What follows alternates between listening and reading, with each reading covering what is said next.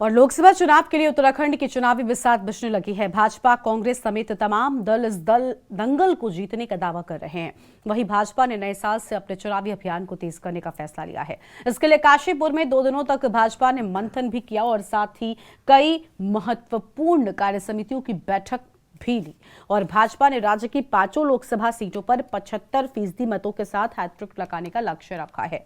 इसके साथ ही पार्टी के प्रदेश प्रभारी दुष्यंत कुमार गौतम ने पार्टी के सभी कार्यकर्ताओं से आह्वान किया है कि परीक्षा का समय आ गया है और बिना रुके बिना थके सर्वश्रेष्ठ प्रयास करना है। अगले 5 महीनों की मेहनत पर देश के 50 सालों का भविष्य निर्भर करता है।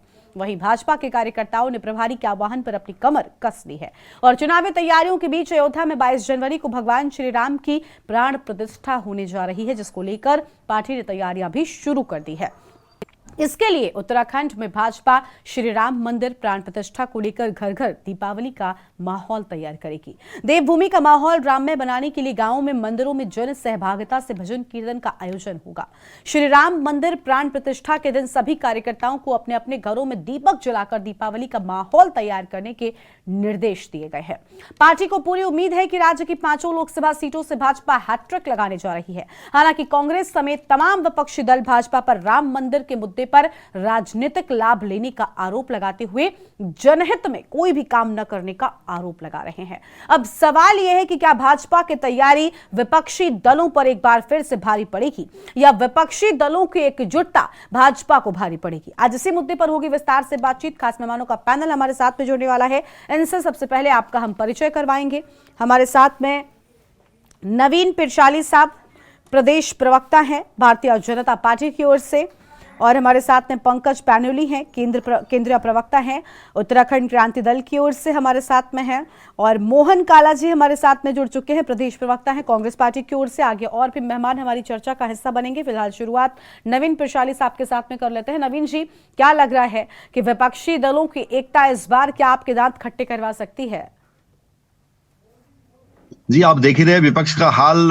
जो इंडी अलायंस इन्होंने बनाया था उसका क्या हाल है, क्या प्रोग्रेस है, वो तो सब देख रहे हैं। लेकिन जहां तक भारतीय जनता पार्टी की बात है तो भारतीय जनता पार्टी एक जिम्मेदार पार्टी है और जनता के प्रति जवाबदेह पार्टी है। तो अपने मिशन में उस हिसाब से हम चल रहे हैं और आने वाले लोकसभा चुनाव के लिए जो हम अपनी तैयारी कर रहे हैं, चाहे वो संगठन को मजबूत दिशा निर्देश देने की बात हो, चाहे एक पूरे उसमें एक सिंक्रोनाइजेशन हो संगठन में, इस बात पर हमारी प्रदेश कार्यकारिणी की बैठक भी हुई है और उसमें बहुत सारी बातों पर चर्चा हुई है, आपके माध्यम से जनता तक पहुंची है और इसी दिशा में पार्टी काम कर रही है। और मुझे उम्मीद है कि उत्तराखंड की देवतुल्य जनता इस सब बातों को समझ रही है और देख रही है और उत्तराखंड के लिए कौन सी पार्टी अच्छी है इसका संकेत उन्हें पिछले विधानसभा चुनाव में दे दिया है। और इस बार भी जो हमारा लक्ष्य है 75% वोट के साथ प्रचंड बहुमत से उत्तराखंड से भारतीय जनता पार्टी सदन में जाएगी और माननीय प्रधानमंत्री जी का जो लक्ष्य है 2047 तक विकसित भारत का, उसको पूरा करने के लिए उत्तराखंड की देवतुल्य जनता अपना सहयोग देगी। ठीक है, उत्तराखंड की देवतुल्य जनता सहयोग देगी। और देखिए, जनता जनार्दन है। लोकतंत्र में खासतौर पर जब चुनाव प्रक्रिया हो तो जनता का साथ कितना जरूरी हो जाता है, तो मुझे लगता है सभी दल बहुत बेहतर तरीके से समझते होंगे। मोहन काला जी हमारे साथ में है कांग्रेस पार्टी की ओर से। मोहन जी, नवीन जी का मानना है कि भाई दांत खट्टे तो विपक्षियों के ही हो रहे हैं। भले ही आपने गठबंधन कर लिया हो, आप एकता दिखा रहे हो, लेकिन ये एकता आपके काम नहीं आ रही है। लोकसभा में 5 सीटों पर क्या दावेदारी है विपक्षियों की? कांग्रेस, अगर आप कांग्रेस की ओर से हैं, कांग्रेस का क्या स्टैंड होने वाला है? अब 38 दलों के मेले वालों को तो ऐसे ही लगेगा ना कि वो अकेले हैं। भाई 38 दलों का मेला है, फिर भी ये कहते हैं जो है देश के प्रधानमंत्री के लिए कि वो अकेला है। तो ये भारतीय जनता पार्टी का चरित्र है। और रही बात चुनावी तैयारियों को लेकर, तो कांग्रेस पूरी तरीके से चुनावी रण में है। कांग्रेस लगातार पूरे प्रदेश के अंदर, अगर आप देख रहे होंगे, चाहे जन मुद्दों पर बात हो, चाहे उत्तराखंड के आवाम के जनमानस की बात हो, या फिर चाहे वो संगठन के विस्तार से लेकर और संगठन की मजबूती को लेकर लगातार संगठन की मजबूती की बात हो प्रदेश के अंदर, चाहे वो जिला सम्मेलनों की बात हो, चाहे वो हरिद्वार के अंदर हो, चाहे काशीपुर के अंदर हो, चाहे देहरादून में हो, चाहे वो उधम सिंह नगर में हो, चाहे वो श्रीनगर में हो, चाहे पौड़ी में हो, चाहे गोपेश्वर में हो, तमाम जगहों पर आप लगातार देख रहे होंगे कि कांग्रेस में जो है जिला सम्मेलन जो है इस वक्त जो है चल रहे हैं। पूरे प्रदेश के अंदर 12,000 से ज्यादा बूथों पर जो है कांग्रेस की का काम जो है लगभग पूरा हो चुका है, जिसपे हमारी जो टीम बूथ लेवल पर जो हमारी टीम काम कर रही है उसने अपना काम पूरा कर लिया। कांग्रेस पूरी तरीके से मुस्तैद और पूरी तैयारी के साथ कांग्रेस जो है 2024 के रण में जो है भारतीय जनता पार्टी के खिलाफ चुनाव में उतरेगी। भारत 5 साल पिछले 10 सालों के अंदर जो भारतीय जनता पार्टी के सांसदों की नाकामियां रही है उससे जनता भली भांति परिचित है। चाहे मैं हरिद्वार की बात करूं, चाहे मैं टिहरी लोकसभा के विषय पर बात करूं, चाहे पौड़ी लोकसभा के विषय पर बात करूं, चाहे मैं आपसे नैनीताल के विषय पर बात करूं, जनता का आक्रोश समय समय पर जो है सामने निकल कर आया है। और सभी राजनीतिक, अभी आप ही ने कहा कि लोकतांत्रिक तरीके पर जो है सभी को जो है, क्योंकि लोकतांत्रिक उस पर जो है वो जनता जनार्दन होती है, जनता का फैसला सर्वमान्य होता है। यही भारतीय जनता पार्टी है जिसको जनता ने जो है लोकतंत्र के इसी मेले में जो है पिछले 60 साल सत्ता से बाहर रखने का काम किया।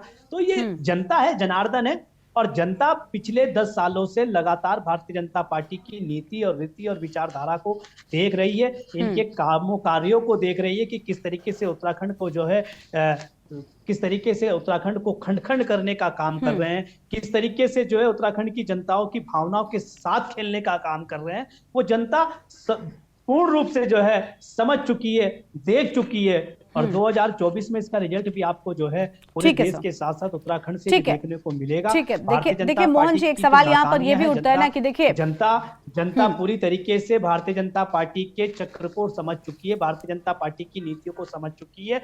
ये सिर्फ चुनाव के समय पर जो है विकास की बात करते हैं, उसके पास लेकिन जनता तो तब भी विश्वास कर रही है ना मोहन जी, जनता विश्वास तो तब भी कर रही है। और देखिए आप कह रहे हैं कि इनको इतने सालों से देख रही है, इतने सालों से इनको देख रही है, अभी लोकसभा का चुनाव है, आप बाकी के राज्यों में स्थिति देखिए अपने गठबंधन की क्या हुई, तो उस लिहाज से आप ये कह पा रहे हैं, भला कैसे कह पा रहे हैं, ये भी एक बड़ा सवाल है। देखिए हिमाचल में भी नरेंद्र मोदी जी के चुनाव लड़ा गया था। क्या हर्ष हुआ हिमाचल में भारतीय जनता पार्टी का? तब इनको गठबंधन की याद नहीं आई कि यही गठबंधन था या कांग्रेस थी।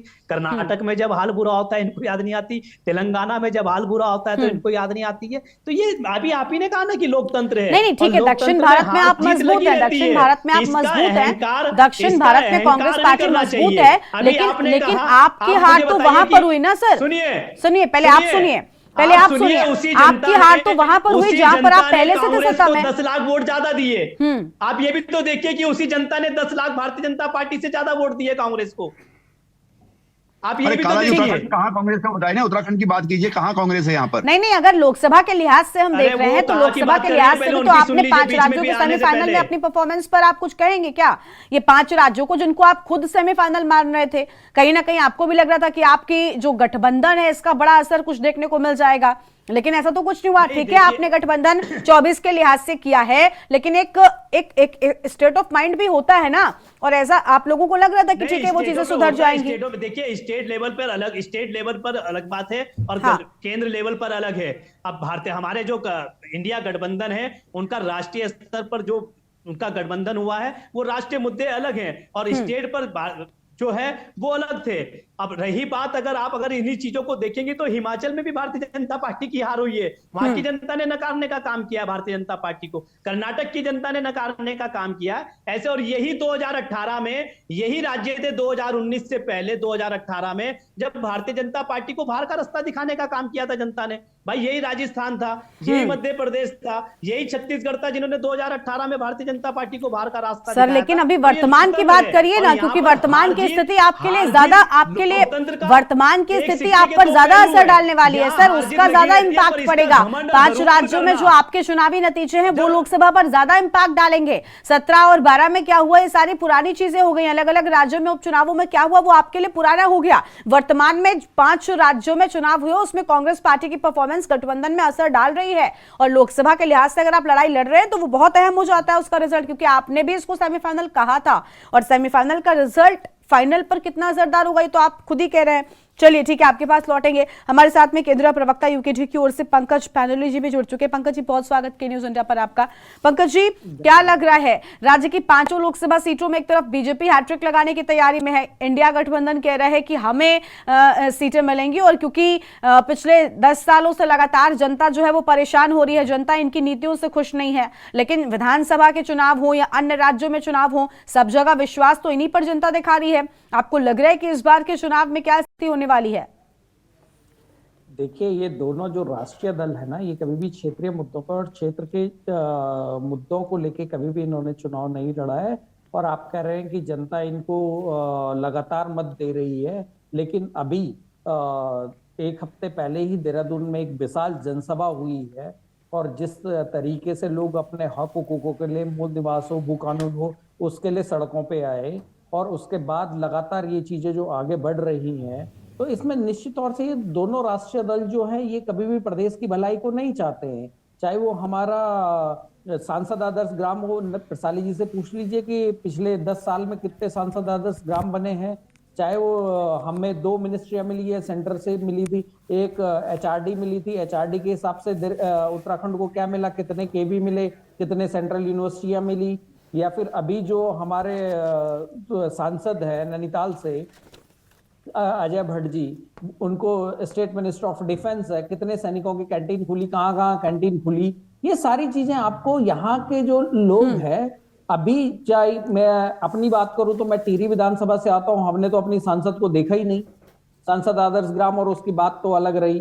राजमाला लक्ष्मी तो कभी किसी क्षेत्र में घूमती ही नहीं है, कभी दिखी नहीं, वोट मांगने तक नहीं आती है वो।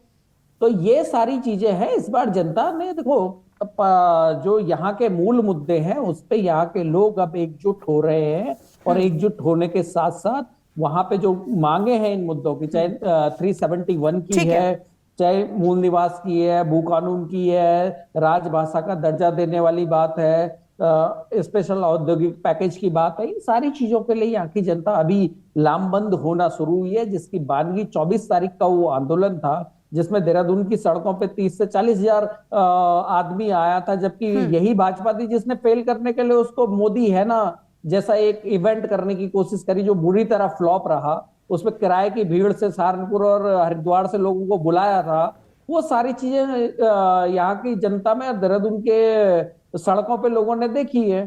तो निश्चित तौर से इस लोकसभा चुनाव में भाजपा की तो स्थिति खराब ही है, लेकिन देखना ये होगा कि विपक्षी दल और विपक्ष किस तरीके से इस चीज को आगे बनाता है। और यूकेडी का हमेशा से एक ही स्टैंड रहा है, वो रही है क्षेत्र की बातें और जो यहाँ के लोकल इश्यूज है उन पे यूकेडी। नहीं तो आपको लग रहा है कि इन सालों में सत्ता पक्ष की ओर से जो स्थानीय मुद्दे थे उनको दरकिनार किया गया, कहीं ना कहीं केंद्रीय मुद्दों पर राजनीति होती रही, लेकिन अब चुनाव भी तो केंद्र का है। लेकिन केंद्र के चुनाव में 371 तो केंद्र ही देगा ना हमें। गढ़वाली कुमाऊनी राजभाषा को दर्जा तो केंद्र ही देगा ना, स्पेशल औद्योगिक पैकेज केंद्र ही देगा ना। और बीजेपी ही कहती है डबल इंजन की सरकार है, तो डबल इंजन जो वहां से चलेगा तो यहाँ पे हमारा मूल निवास भू कानून और यहाँ की जो और समस्याएं हैं उस पर भी तो वही करेगा ना। टीएचडीसी का हमारा सबसे बड़ा जो डैम है एशिया का, वो हमारी सीने पर रख के बनाया गया, हमारे हजारों गांव को बाहर कर दिया गया, लेकिन उसके में उत्तराखंड को कितना मिलता है? 12%। ये भी सेंटर ही करेगा ना तय। जो ये यहाँ पे औद्योगिक नीति बनाई गई थी, जो इंडस्ट्रियलाइजेशन था, उसके लिए भी सेंटर ही काम करेगा।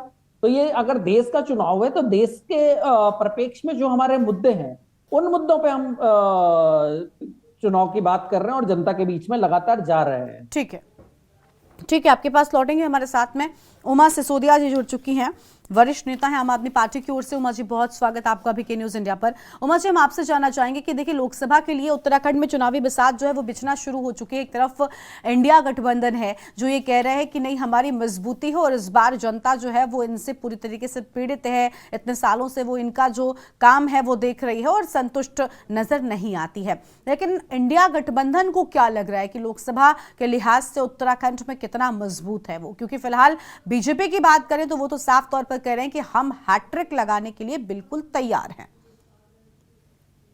देखिए इस समय का चुनाव जो 2024 का जो आने वाला आगामी चुनाव है लोकसभा का, वो वाकई में बहुत दिलचस्प होने वाला है। दो बड़े गठबंधनों के बीच में एक सीधा मुकाबला है। बीजेपी के साथ जो एनडीए गठबंधन जो बीजेपी का है और इंडिया गठबंधन जो हम जिसमें आम आदमी पार्टी भी शामिल है और तमाम बड़े दल उसमें शामिल है। तो वाकई में देखिए लोकतंत्र की खूबसूरती तभी होती है, लोकतंत्र तभी मजबूत होता है और लोकतंत्र किसी भी देश में तभी जिंदा रहता है जब विपक्ष मजबूत हो। एक मजबूत विपक्ष सत्ता पक्ष को आवारा होने से बचाता है। जैसे कि एक बड़े कवि की रचना थी कि संसद जो है वो आवारा ना हो जाए, इसके लिए सड़कों पर लोगों को उतरना पड़ेगा। तो वही बात है, मेरा कहने का मतलब यही है कि जब तक विपक्ष मजबूत नहीं होगा किसी भी देश में, तब तक सत्ता पक्ष के हिटलरवादी होने का जो एक अंदेशा है वो लगातार बना रहता है। और आने वाला चुनाव वाकई में बहुत दिलचस्प होने वाला है। और यहाँ पर आम आदमी पार्टी इंडिया गठबंधन के साथ है, और हम लोग भी अब देखते हैं कि कितनी सीट इसमें आम आदमी पार्टी को यहाँ पर लड़ने के लिए मिलती है तो भी ठीक है, नहीं मिलती है तो भी आम आदमी पार्टी जो है वो पूरी तरह से कांग्रेस के साथ कंधे से कंधा मिलाकर यहाँ पर काम करेगी, क्योंकि हमारे गठबंधन में जिसको भी टिकट यहाँ पर दिया जाता है हम लोग उनके साथ खड़े होंगे। और मैं तो ये कहती हूँ कि मुकाबला हमेशा चुनाव में दिलचस्प होना चाहिए। मुकाबला हमेशा दो उमा जी एक सवाल मेरा और है। उमा जी, आम आदमी पार्टी के क्योंकि आप नेता हैं इसलिए मेरा एक सवाल और है। फिलहाल विधानसभा के चुनाव में कांग्रेस पार्टी और आम आदमी पार्टी ने अलग अलग चुनाव लड़ा था। वहां पर स्थिति आम आदमी पार्टी की काफी ज्यादा खराब थी। आपने देखा, आपने कोशिश की, लेकिन स्थितियां ठीक नहीं बैठी और चीजें ठीक नहीं हुई, जिसके चलते कहीं ना कहीं आम आदमी पार्टी अपना अस्तित्व ही ढूंढती रह गई। लेकिन इस बार क्योंकि अभी सीटों के बंटवारे को लेकर भी कोई विशेष चर्चा चाहे बीजेपी में हो, देखिए बीजेपी में ऐसी कोई वहां पर दुविधा नहीं है, लेकिन गठबंधन में क्योंकि सबकी सहमति चाहिए होगी, तो क्या आम आदमी पार्टी सीटों की कोई मांग करने वाली सबसे पहले तो यहां पर यही हो जाता है? क्योंकि जो स्थिति थी, आपको लग रहा है कि यहाँ पर गठबंधन में आपको कोई जगह मिलेगी? देखिए, आम आदमी पार्टी अगर गठबंधन में पूरी तरह से जा रही है तो हम लोग भी उत्तराखंड में एक सीट की डिमांड हम लोग यहाँ पर कर रहे हैं, और हम लोगों ने हरिद्वार सीट के बारे में यहाँ पर कहा है। वो बात अलग है कि हमें वो सीट मिल पाती है नहीं मिल पाती है, क्योंकि ये मेरे लेवल का प्रश्न नहीं है, और इसके लिए तो अरविंद केजरीवाल और जो भी हमारे हाईकमान है वो आपस में बैठेंगे सब लोग, तब सीटों का इस पर बंटवारा होगा। और आपकी बात बिल्कुल ठीक है कि विधानसभा चुनाव में उस समय गठबंधन नहीं था, आज स्थितियां दूसरी हैं। और पार्टी देश में पहले भी हमने बहुत सारे गठबंधन देखे हैं, बहुत सारे गठबंधन की सुचारू रूप से चलती हुई सरकारें भी देखी हैं, और इस समय भी आप देख सकते हैं कि एनडीए गठबंधन जो इनका मोदी जी का जो गठबंधन है उसमें 32 दल इन्होंने शामिल किए हुए हैं। वो बात अलग है कि आप 32 दलों को बिल्कुल उभरने नहीं देते हैं, और किसी दल का आप नाम भी नहीं बताएंगे बैठ के कि ये सारे, बाकी बीजेपी के अलावा भी 31 दल हमारे साथ और हैं। तो ये गठबंधन ही है जो इस समय बीजेपी का चल रहा है, और इंडिया गठबंधन इनके सामने है। तो मैं समझती हूँ दिलचस्प मुकाबला 2024 में हम लोग देखने को मिलेगा हम लोगों को। और देखिए, लोकतंत्र की खूबसूरती में फिर कहूंगी, जनता के सामने ऑप्शन होना बहुत जरूरी है। जब जनता विकल्प विहीन हो जाती है तब उस समय जो सत्ता पक्ष होता है वो वाकई में हिटलर शाही की तरफ चल पड़ता है। हमारे देश ने पहले भी आपातकाल देखा है, और उसका दंश आज तक कांग्रेस भुगतती है, उस कलंक को आज तक कांग्रेस धो नहीं पाई है।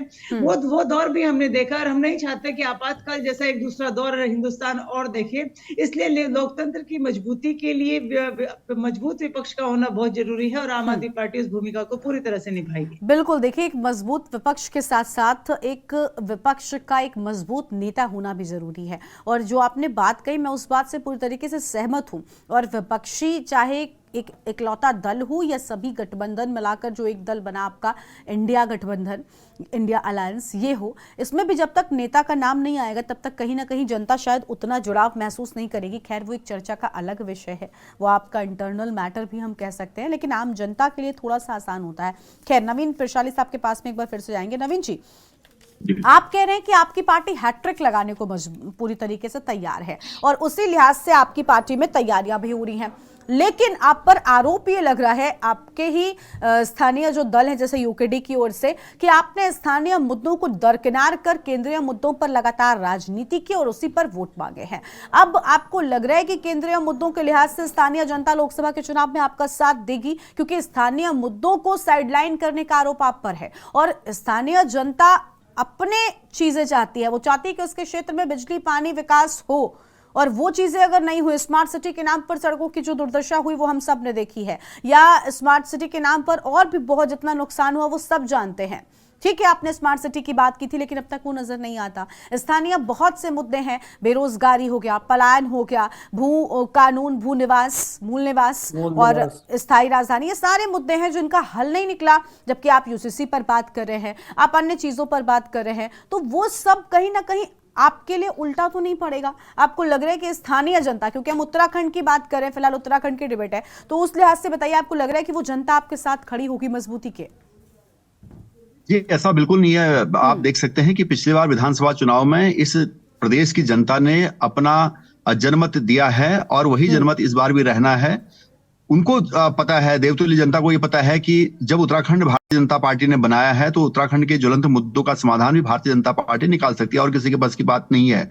इसको जनता भली भांति से जानती, चाहे वो प्रदेश स्तर के मुद्दे हो चाहे वो केंद्र के मुद्दे हो, दोनों पर भारतीय जनता पार्टी जनता के हिसाब से समाधान निकाल रही है और निकालती आई है।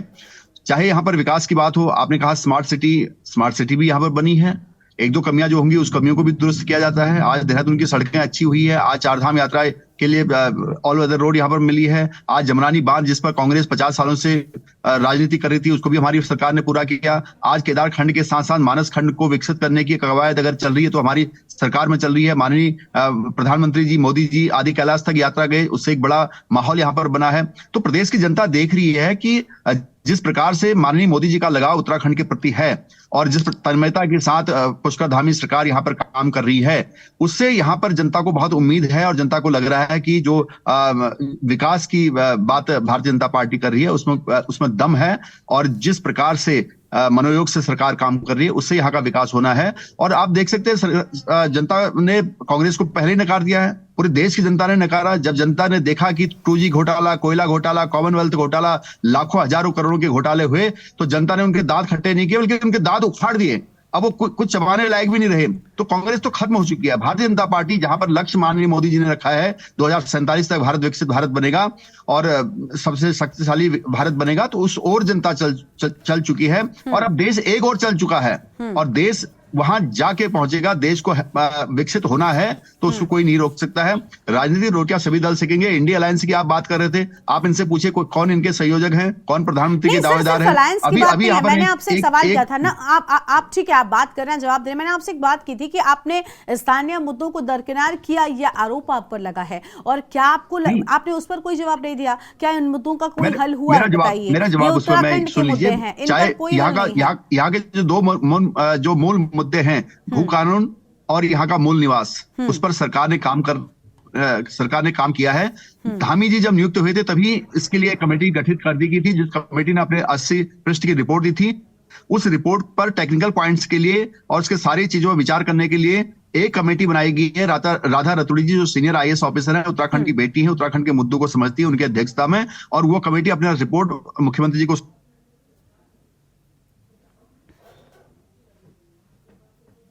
निकल जाएगा। अब उसमें कोई राजनीति करने की जरूरत नहीं है, क्योंकि अगर यहाँ के कोई मुद्दे का समाधान निकाल सकता है, उत्तराखंड के सवालों का जवाब देने की ताकत केवल भारतीय जनता पार्टी में है। भारतीय जनता पार्टी की सरकार भी है, भारतीय जनता पार्टी की चाह भी है। तो यहाँ के मूल मुद्दों को अगर हम नहीं करेंगे तो कौन करेगा, और हम ही कर सकते हैं। लेकिन सर ठीक है, आप कर सकते हैं, बिल्कुल आप कर सकते हैं, आपको करना होगा। अभी तो यहाँ पर ये भी नहीं आप कर सकते हैं, आप क्योंकि सत्ता में आप ही को करना है, आप ही को करना है। नहीं, बस सवाल तो यही ना कि करना आप ही को है, लेकिन कर नहीं रहे। क्योंकि अगर कर रहे होते 10 सालों से ज्यादा का वक्त आपके पास था, 10 साल नहीं, नवीन जी सुनिए पहले, 10 सालों से ज्यादा का वक्त आप ही के पास था, आप ही सत्ता में है, आपके पास तो डबल इंजन की भी सरकार है। ये भी नहीं कह सकते कि हमें केंद्र से कोई साथ समर्थन नहीं मिलता। क्या कमी रह गई सर? जनता ने पूरा भरपूर साथ सहयोग वोट सब तो दिया, आपने जनता को क्या दिया? ये कमी विपक्ष को दिख रही ना, कमी विपक्ष को नहीं, दिख रही, जनता अरे विपक्ष की बात नहीं है सर, मैं आपसे सवाल कर रही हूँ सर, मैं आपसे सवाल कर रही हूँ। नवीन जी आप जनता की प्रभुत्वता पर सवाल खड़ा नहीं कर सकते। नहीं नवीन जी, बिल्कुल नहीं, मैं आपसे सवाल कर रही हूँ कि आप बताइए आपने क्या किया, आपने क्या इनमें से किसी भी मुद्दे का हल किया? बोला जाएगा तो ये जनता पर सीधा सवाल होता है। नवीन जी पहले सवाल सुनिए, उसके बाद चिल्लाइएगा। और पंकज जी आप शांत, मैं आती हूँ आपके पास। पंकज जी मैं आपके पास आती हूँ। नवीन जी पहले सवाल सुनिए, मैंने ये नहीं कहा कि जनता आपको क्यों लेकर आई, जनता ने अपनी समझदारी नहीं दिखाई, जनता ने समझदारी दिखाई, जनता ने आप पर विश्वास भी दिखाया। नवीन जी, पंकज जी प्लीज शांत हो जाइए। पंकज जी मैं आपसे कह रही हूँ ना, मैं आपके पास लौटूंगी। पंकज जी कब बोला मैंने ऐसा? पंकज जी आप शांत होंगे, मैं आपके पास आऊं तो आप बोलिएगा। और नवीन जी आप सुनिए पहले, उसके बाद रिएक्ट करना शुरू करिए। सर मेरा सवाल आपने नहीं सुना, मैंने ये नहीं कहा जनता आपको क्यों लेकर आई, मैंने कहा जनता आपको लेकर आई, ठीक है, आप पर विश्वास दिखाया, सब ठीक है, लेकिन आपने जनता को क्या दिया? और सवाल विपक्ष का नहीं, सवाल मैं भी आपसे कर रही हूं ना कि इनमें से किसी भी मुद्दे का हल हुआ हो तो बताइए कि आपने ये मुद्दा हल कर दिया, ये समस्या आपने देवभूमि की खत्म कर दी।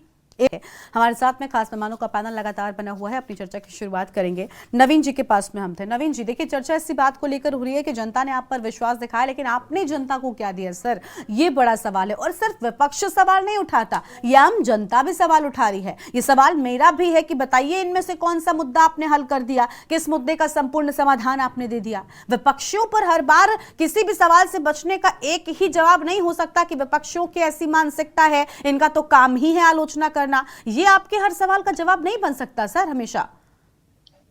देखिए, मेरे किसी भी जवाब का सवाल ये नहीं है कि विपक्ष की मानसिकता कैसी है। मेरा नहीं, आमतौर पर ऐसे ही सवालों के जवाब आते हैं, इसलिए मैंने कहा। गरिमा जी, नहीं प्लीज, मैं जो बात करने की कोशिश कर रहा हूं, हमारा हर एक सवाल का जवाब है उत्तराखंड का सर्वांगीण विकास। और उत्तराखंड के सर्वांगीण विकास के लिए जो भी जरूरत होती है उसको सरकार पूरा कर रही है, चाहे वो इंफ्रास्ट्रक्चर से लेकर हो, चाहे औद्योगिकरण हो, चाहे किसी भी क्षेत्र में आगे बढ़ने की बात हो, वो भारतीय जनता पार्टी की सरकार मनोयोग से कर रही है। और जहां तक उत्तराखंड की जनता को क्या देने वाले बात यहाँ पर है कि क्या सरकार ने दिया, आप देख रहे हैं कि इस प्रदेश में पूरे सड़कों का जो जाल बिछाया है तो उत्तराखंड में भारतीय जनता पार्टी की सरकार ने बिछाया है। इस यहाँ पर जो चाहे ऋषिकेश कर्णप्रयाग रेलवे लाइन हो, चाहे वो आपके टनकपुर तक रेलवे लाइन बिछाने की बात हो, या अन्य जगहों पर बागेश्वर तक रेल लाइन ले जाने की बात हो, भारतीय जनता पार्टी की सरकार में हो रहा है और इसी में संभव है। और यहाँ पर जो नई नई रेलें चलाने की बात हो तो वो भी उत्तराखंड में भारतीय जनता पार्टी की सरकार ने चलाए हैं। और भी जो भी विकास हो, अगर स्मार्ट सिटी की बात हो या अन्य बातों को बनाने की बात हो, तो सारा जो विकास का कार्य है भारतीय जनता पार्टी उस दृष्टिकोण से इसको देख रही है। पूरे उत्तराखंड को विकसित करने की बात यहाँ पर चल रही है और माननीय प्रधानमंत्री जी ने भी कहा कि ठीक है आपने देखिए ठीक है सर, अब आगे बढ़ेंगे चर्चा पर। लेकिन मैं फिर आपको वही बात कह रही हूँ कि आपने एक जनरलाइज जो आंसर होता है ना वो दे दिया कि हम पूरे उत्तराखंड में विकास की धारा बहा रहे हैं, हम ये कर रहे हैं, हम वो कर रहे हैं। लेकिन मैंने कहा था ना कि उत्तराखंड की मूल समस्याएं आपको हाथों पर गिनाई, लेकिन उनमें से एक का भी संपूर्ण समाधान की बात आप नहीं कर पाए। जो आपकी दो समस्याएं हैं यहाँ पर जो आपने गिनाई, सर ये हमारी नहीं, आपके प्रदेश की समस्याएं हैं। और ये जस की तस बनी हुई है, ये जस की तस बनी हुई है। ठीक है, चलिए मोहन जी के पास में जाएंगे। मोहन जी, समस्याएं मैंने गिनाई थी, स्थायी राजधानी, मूल निवास और भू कानून, ये सब समस्याएं हैं, पलायन, बेरोजगारी, स्वास्थ्य व्यवस्था, क्या नहीं है उत्तराखंड में ये सारी? आप कांग्रेस पार्टी की ओर से हैं, फिलहाल गठबंधन में है, क्या लग रहा है कि अभी देखिए 10 सालों से जस की तस है, मैंने तो गिना भी दिया कि इनमें से बताइए आपने किसी का पूरा समाधान किया हो? कोई जवाब नहीं है ये कहने के सिवा कि हमने उत्तराखंड का खूब विकास किया। ठीक है, आपने किया होगा, आपने कई सारी योजनाएं लेकर आई होंगी, लेकिन इन समस्याओं का जो पहले से थी, जिनके लिए गठन हुआ था राज्य का, उनका क्या? अगर आप आते हैं, आप ये जनता को सुनिश्चित कराएंगे कि ये समस्याएं कम से कम आप खत्म कर सकें? क्योंकि आपको भी जब मौका मिला था तब हुई नहीं, ऐसा नहीं है। कांग्रेस पार्टी जब सत्ता में आई तब भी जस की तस ही रही थी। देखिए गरिमा जी, मैं अपनी बात रख लूं अब? हाँ बिल्कुल, शुरू करिए सर। देखिए, भारतीय जनता पार्टी के नवीन पिरशाली प्रवक्ता ही नहीं, भारतीय जनता पार्टी के किसी भी प्रवक्ताओं से अगर आप मुद्दों पर बात करेंगी तो ये मुद्दों पे बात नहीं करते हैं। ये उन बातों पर, इस विषय पर बात ही नहीं करेंगे जिस पर जनता बात करती है। किसान मांगेगा अपना हक, ये कहेंगे ये किसान मांग रहे हैं अपना अधिकार जो है, या मुआवजे का अधिकार, ये कह रहे हैं हम कानून लेकर आ रहे हैं वो बेहतर है। किसान कह रहा भैया ये कानून मेरे लिए बेहतर नहीं है, ये मांग मेरे लिए बेहतर है, पर ये कह रहे नहीं कानून बेहतर है। ये शुरुआत से भारतीय जनता पार्टी के चरित्र में यही रहा है कि इंसान को चाहिए क्या होता है, इन्हें उनसे मतलब नहीं है, हम जो जबरदस्ती थोप रहे हैं वो है। उत्तराखंड के विकास के परिप्रेक्ष्य में जैसे भारतीय जनता पार्टी के साथी बात कर रहे थे और आप बात कर रहे थे रेल कर्णप्रयाग परियोजना की, तो नवीन पिरशाली जी को पता होगा कि किस सरकार की, किस केंद्र की सरकार में जो है ये योजना प्रदेश के अंदर, और जिस ऑल वेदर का ये गुणगान गाते हैं वो ऑल वेदर रोड का नाम बदल जाने से योजना भारतीय जनता पार्टी की नहीं हो जाएगी। नवीन पिरशाली जी, आप उसको देखिए कि वो हरीश रावत जी की अध्यक्षता में और हरीश रावत जी के नेतृत्व में जो है चार धाम केदारनाथ, चार धाम जो है सुधारी मार्ग के रूप में जो है योजना थी। नाम बदल जाने से आप पे मेडल नहीं मिल जाएगा आपको, इसलिए भारतीय जनता पार्टी। दादाजी, ऐसे तो सोनिया गांधी जी भी बोलती थी कि राजीव गांधी जी का सपना था। और रही बात नवीन जी बीच में मत बोलिए, देखिए नवीन जी बीच में मत बोलिए ना। सरकार ने किया नहीं, मैं बोल रहा हूँ वही, अगर आप बात करें तो सोनिया गांधी जी ने भी कहा था। हाँ ठीक है, आपके पास आएंगे तब आप बोलिएगा ना। नवीन जी एक साथ बोलने से आवाज नहीं आती है सर, क्यों नहीं समझते आप? नवीन जी प्लीज। नवीन जी आपको समझ में नहीं आ रहा है आज, आपको समझ में नहीं आ रही एक बार में बात? मैं कह रही हूँ कि एक साथ मत बोलिए, आपको सुन नहीं पाता कोई, ना उनको सुन पाता, समय बेकार जाता है सर। कृपया कम से कम सही तरीके से रहिए, ठीक है? बोलिए मोहन जी। तो ये मैं ऑन रिकॉर्ड कह रहा हूँ, ये मैं आपके चैनल पर बैठ के झूठ को बोल रहा हूँ। अरे गरिमा जी को भी इसकी जानकारी होगी कि रेल कर्णप्रयाग परियोजना ऋषिकेश जो है कब लागू हुई, कब इसका उद्घाटन हुआ। मोहन जी अभी आप कह रहे थे मैं अब आपको भी टोकूंगी, अभी आप कह रहे थे कि मुद्दों पर बात नहीं करते बीजेपी के प्रवक्ता। अब आप कहां जा रहे हैं? अगर क्योंकि जवाब तो आपके पास भी नहीं करें, आप भी तो क्या करें, स्थिति विकट है।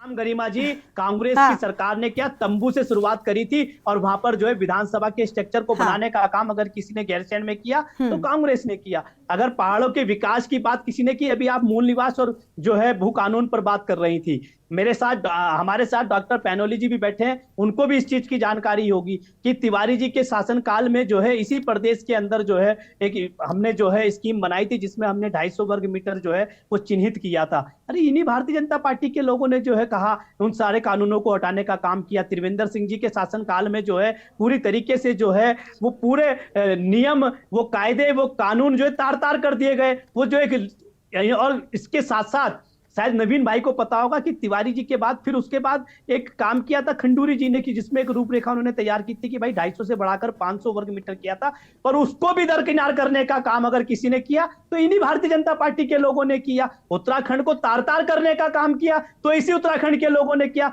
जल जंगल जमीन को बेचने का काम किया तो इन्हीं भारतीय जनता पार्टी के लोगों ने किया। आज पूरे प्रदेश के अंदर जो है प्रदेश का आम जनमानस जो है सड़कों पर जनता ने उस पर आइए ना। अरे जनता क्यों नकार रही है भाई, आप इतने अच्छे हो? ठीक है, ठीक है सर, ठीक है। यानी आप दोनों ने काम किया तो ये मुद्दे रह क्यों गए? सबसे बड़ी बात तो ये है कि जब आप ये दावा कर रहे हैं कि हमने भी किया, नवीन जी कह रहे हैं हमने भी किया, तो फिर समस्या है कि ये मुद्दे जस के तस बचे कैसे? ठीक है, अभी आप दोनों के पास आएंगे। मोहन जी सीट लोकसभा में भारतीय जनता पार्टी की आ रही है। हाँ ठीक है, वो देखिए वो नतीजों के साथ साफ होगा। ठीक है नवीन जी ठीक है। मोहन जी हो गया। पंकज जी के पास जाएंगे। पंकज जी आप कुछ कह रहे थे। पंकज जी अब तो बड़ा सवाल है कि भाई सब कह रहे हैं हमने सब कर लिया, लेकिन मुद्दे जस के तस हैं। ये भला क्यों नहीं हुआ प्रदेश का? अगर सबने सब कुछ किया तो अगर बोलना नहीं आ रहा तो कुछ ही बोल दो। ठीक है नवीन जी, ठीक है नवीन जी ठीक है। नवीन जी और मोहन जी प्लीज शांत हो जाइए। आपका हो गया ना? नवीन जी और मोहन जी आप आपस में बहस करने के लिए आए हैं क्या? बोलिए पंकज जी, आप बोलिए। प्रार्थना है कि इस बार मोदी जी का जो लक्ष्य है 2027। मोहन जी आप शांत होंगे? आपको सुनाई दे रहा है? ये कोई क्लासरूम में बच्चे बैठे हुए हैं क्या? नहीं नवीन जी, आपको भी समझ में नहीं आ रही आज बात? मैं एक बार कह रही हूँ कि अगर शांत हो जाइए, इसका मतलब नहीं समझ में आता, या फिर सारा समय बर्बाद कर देना ही हुई। कुछ करेगा तो प्लीज नवीन जी को और मोहन जी को म्यूट कर दीजिए, क्योंकि ये लोग शांत नहीं होने वाले। पंकज जी आप अपनी बात शुरू करिए। सर आप लोग पर्सनल डिबेट ना बाहर कीजिएगा। सर प्लीज आपस में बात करना बंद कर दीजिए। कम से कम थोड़ा सामान्य रूप से बिहेव करना सीखिए। आप लोग ऐसी बातें बोलने पर मजबूर मत करिए। मैं मना कर रही हूँ, लेकिन आप लोग 5 मिनट से समय व्यर्थ करते हुए जा रहे हैं। पंकज जी आप शुरू करिए प्लीज। पंकज जी, मोहन जी अब शांत हो जाइए। जब मैं आऊँ आपके पास तब बोलिएगा। गरिमा जी देखिए, अभी मैं ना भारतीय जनता पार्टी के जो प्रवक्ता यहाँ पे आए हैं उनको बहुत ध्यान से सुन रहा था।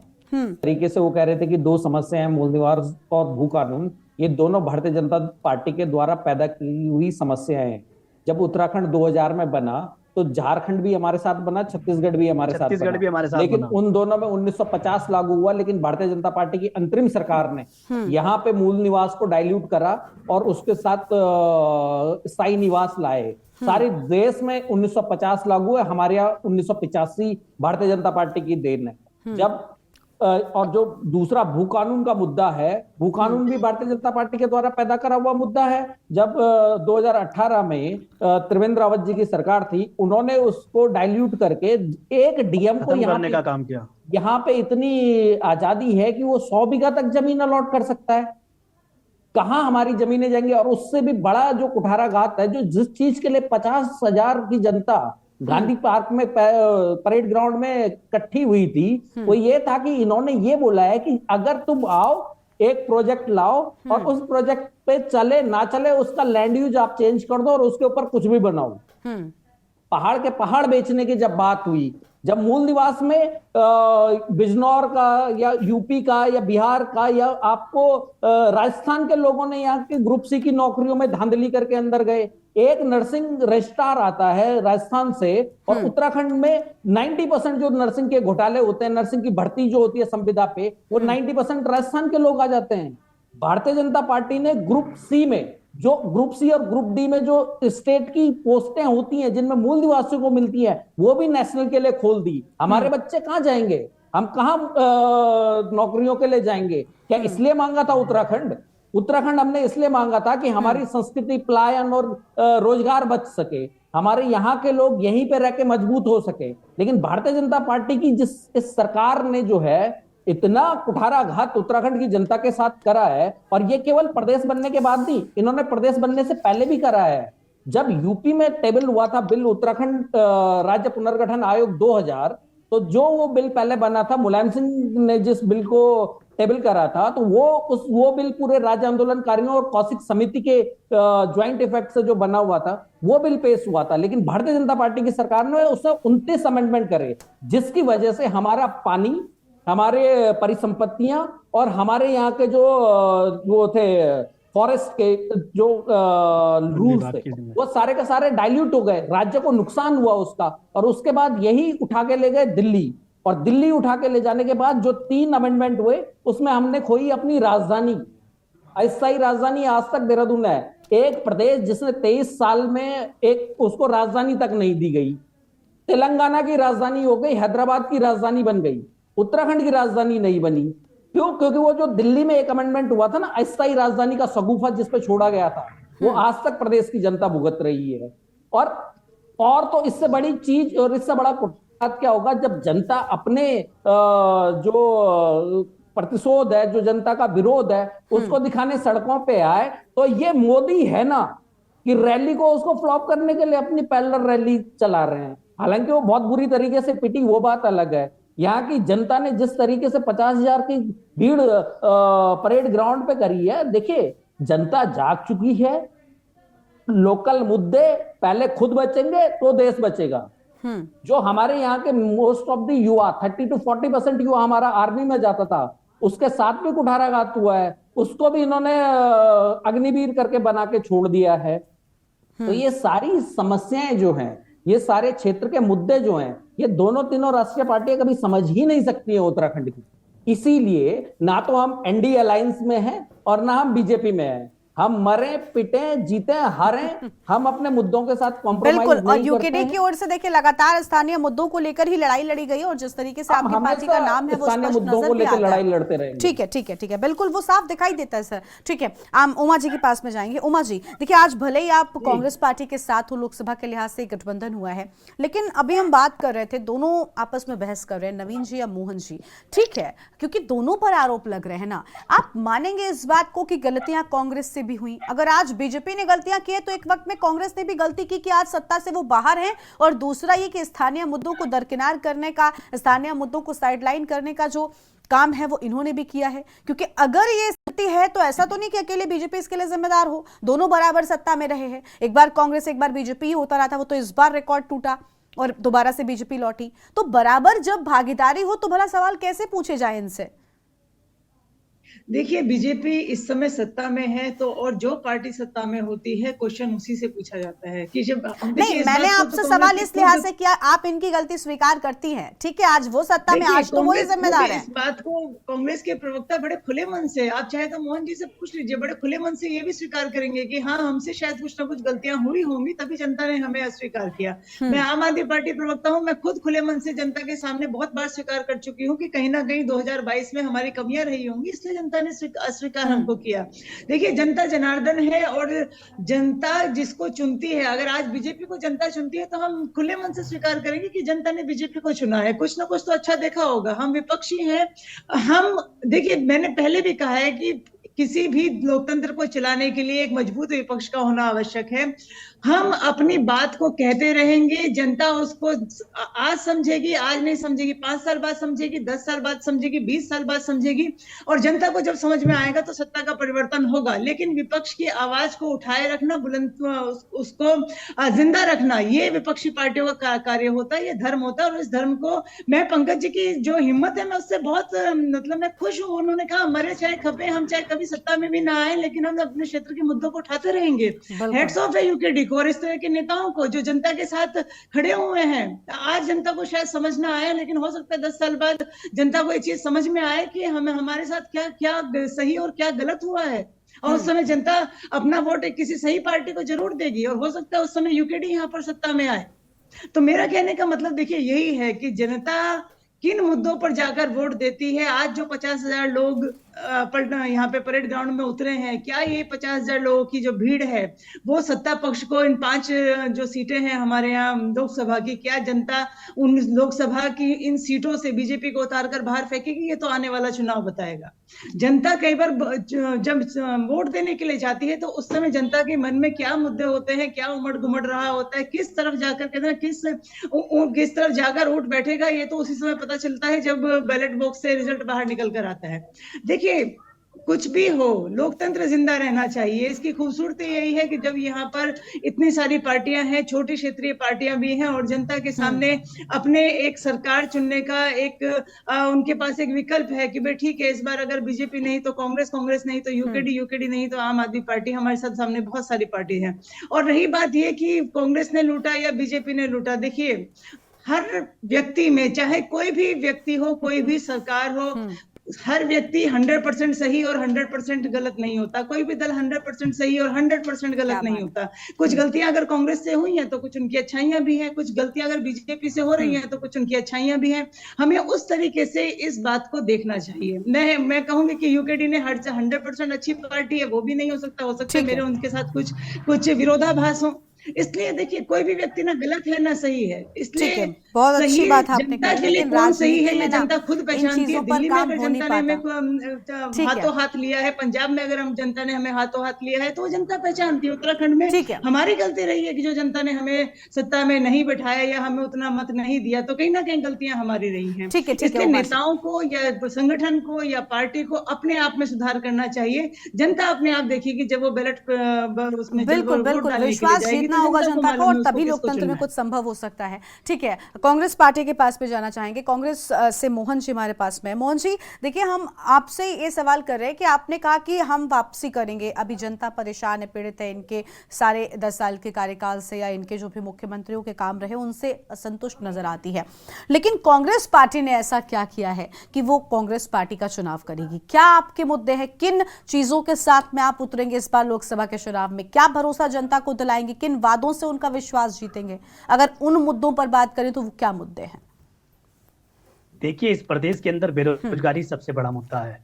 और गरिमा जी, ये आपको भी मालूम होगा कि जिस तरीके से इस प्रदेश के अंदर बेरोजगारी, जो सेवा योजन कार्यालय में रजिस्ट्रेशन बंद करना पड़ा हो, तो आप समझ जाइए कि इस प्रदेश में बेरोजगारी इधर कितना बड़ा मुद्दा है और किस तरीके से इस प्रदेश के बेरोजगारों पर जो है लाठियां बांधी गई थी। आज तक उन बेरोजगारों पर जो लाठियां बांधी गई थी, कहा गया था कि षड्यंत्र हुआ था। यही भारतीय जनता पार्टी के लोग कह रहे थे कि षड्यंत्र किया गया था लाठी और जो है क्या सरकार पर जो है बदनाम करने का। आज तक उसकी रिपोर्ट नहीं आई है। आज उस लाठीचार्ज की जो है फाइल जो है पटल पर नहीं आई कि उसमें कौन दोषी थे, किन्होंने जो है सरकार को बदनाम करने का काम किया था।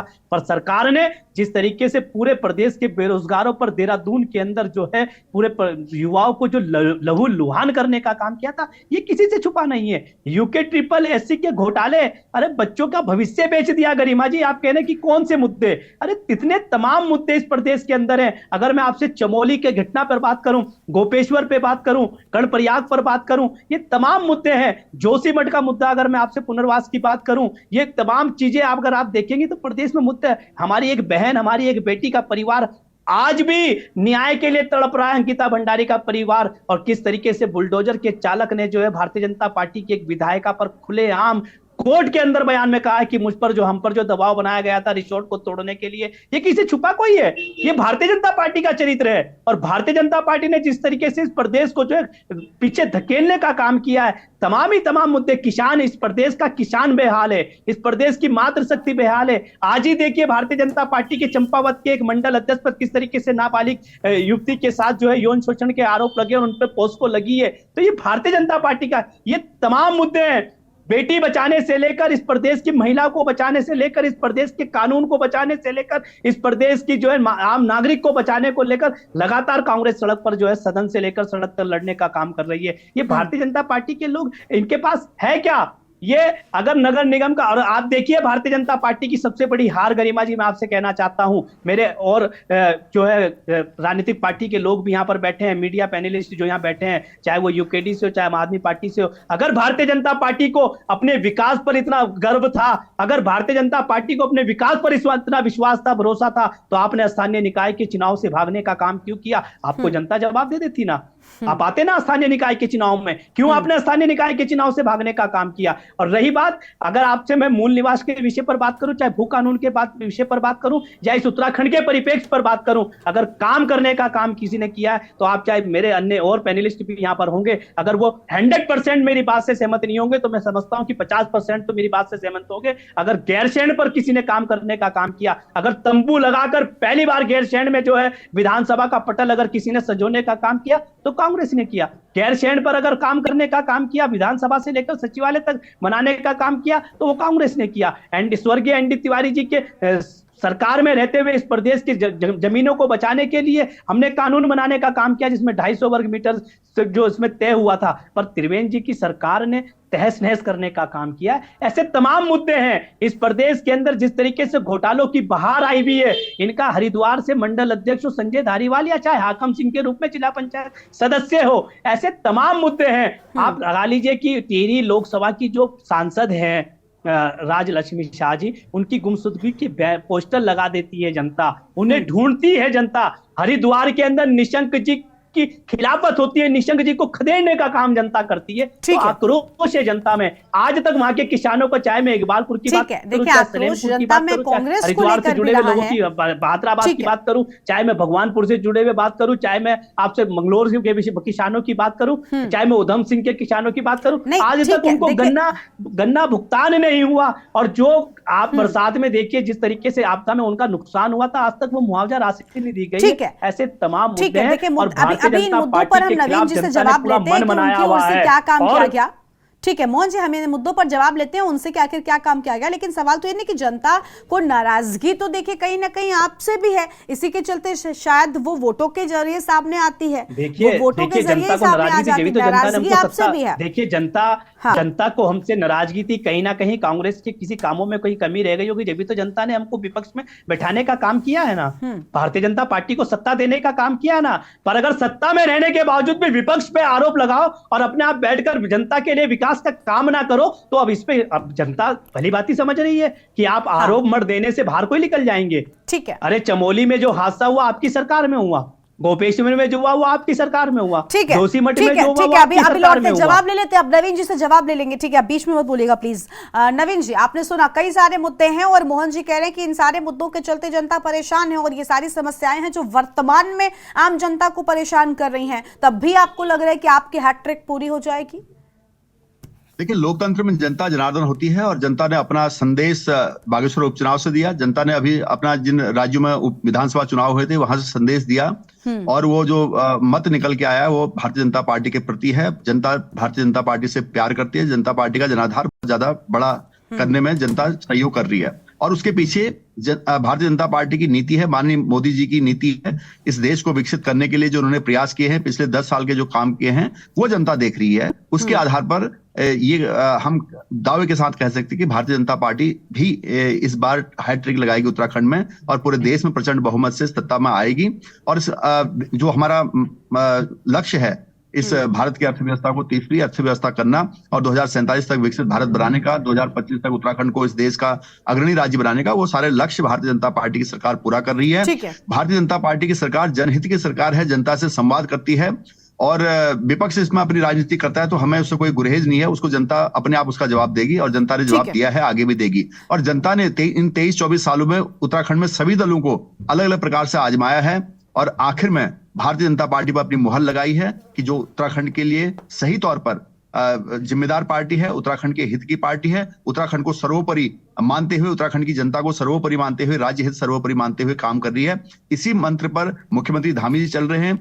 मिनिमम गवर्नमेंट मैक्सिमम परफॉर्मेंस के आधार पर हमारी चल रही है और भारतीय जनता पार्टी की जो नीति है कि स्टेट फर्स्ट पार्टी सेकंड मी लास्ट, इस अवधारणा पर काम कर रही है। उसको जनता भली भांति समझती है। इसलिए इस दावे के साथ हम कह सकते हैं कि 75% से ज्यादा मत प्रतिशत के साथ भारतीय जनता पार्टी तीसरी बार इस उत्तराखंड में हैट्रिक कर रही है। ठीक है, पंकज जी के पास जाएंगे। एक आखिरी सवाल है पंकज जी, आपने भी कहा कि दोनों की गलतियों को स्वीकार कर चुकी है जनता और जानती है कि इन दोनों ने ही गलतियां की है। इन दोनों दलों की ओर से मुद्दों को कहीं ना कहीं साइडलाइन करने का काम किया गया, लेकिन बावजूद इसके सत्ता में हर बार इन दोनों पर ही विश्वास दिखाया जाता है। ये आप स्वीकार करेंगे? क्योंकि यूकेडी हो या और भी कई सारे दल हैं जो क्षेत्र स्तर पर एक्टिव हैं, लेकिन विश्वास क्या वजह? आपको लगता है कि क्या चुनावी कैंपेनिंग इन लोगों की बहुत बड़ी हो जाती है? क्योंकि आपके दल के एक नेता हमारे साथ में बैठते हैं, पीसी थपलियाल साहब, वो यही कहते हैं कि इतना बड़ा कैंपेनिंग है, इनका बड़ा इतना बजट है कि हम उस स्तर को शायद कभी छू नहीं सकते और यही वजह है कि हम आम जनता तक हमारी रीच उतनी नहीं हो पाती है।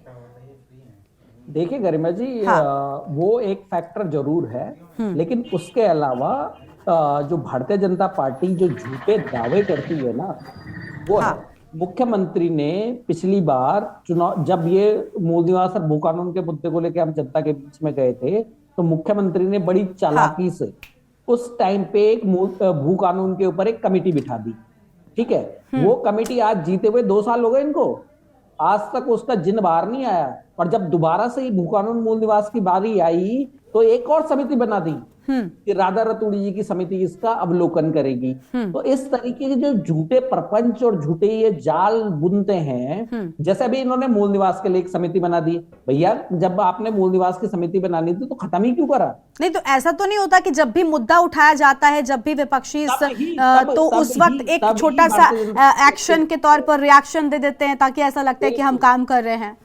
बिल्कुल बिल्कुल। और उसी मुख्यमंत्री को खटीमा की जनता ने बुरी तरह हराया था और एक हारे हुए व्यक्ति को दूसरी विधानसभा से जितवा के उत्तराखंड का मुख्यमंत्री बना दिया। खैर वो तो अलग बात है, लेकिन जनता ने उस मुख्यमंत्री को हराया था, उस व्यक्ति को हराया था। अब वो बात अलग है कि चोर दरवाजे से फिर से अंदर ले आए, वो बात अलग है।